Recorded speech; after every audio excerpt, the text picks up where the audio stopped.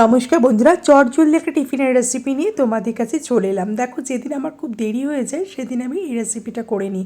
এটা খুব তাড়াতাড়ি হয়ে যায় আর ভীষণ টেস্টি খেতে লাগে, কারণ রুটি দিয়ে সবসময় কালো জিরে ফোড়ন দিয়ে, কাঁচা লঙ্কা ফোড়ন দিয়ে আলুর তরকারি কিংবা আলু ভাজা এগুলো কিন্তু সবসময় ভালো লাগে না। একটু যদি অন্যরকম করে করা যায় বেশ ভালোই লাগে। তো দেখো, এটা আমি বানিয়ে নিয়েছি আর রেসিপিটা তোমাদের সঙ্গে শেয়ার করে নিয়েছি। আলুগুলোকে আলু ভাজার মতন কেটে নিলাম, সাথে একটু ক্যাপসিকাম দিলাম, তোমরা গাজরও দিতে পারো। আর এর মধ্যে দেখো, পেঁয়াজগুলোকে কিন্তু আমি কুচি কুচি করে দিইনি, একটু বড় বড় করে দিয়েছি, যেটা মুখে পড়লে কিন্তু বেশ একটু মিষ্টি মিষ্টি লাগবে, ভালো লাগবে খেতে। নুন হলুদ দিয়ে নাড়াচাড়া করে নিয়েছি, আলুটা ভাজা ভাজা, ক্যাপসিকামটা ভাজা ভাজা করে নিয়েছি। এর মধ্যে একটা ডিম ভাজা করে দিয়েছি। আর তার মধ্যে দেখো আমি দিয়েছি একটু টমেটো সস আর সামান্য একটু মিষ্টি দিয়েছি। তোমরা যদি মিষ্টি না খেতে চাও নাও দিতে পারো।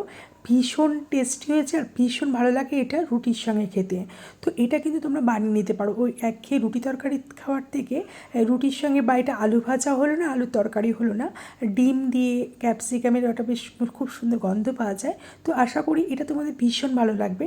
তোমরা যদি এটা ব্রেকফাস্টে কিংবা রাত্রেবেলাও যদি রুটির সঙ্গে খেতে চাও খেতে পারো। আশা করি ভিডিওটা ভালো লাগবে। কেমন লেগেছে আমাকে জানাতে পারো। আজ এই পর্যন্তই।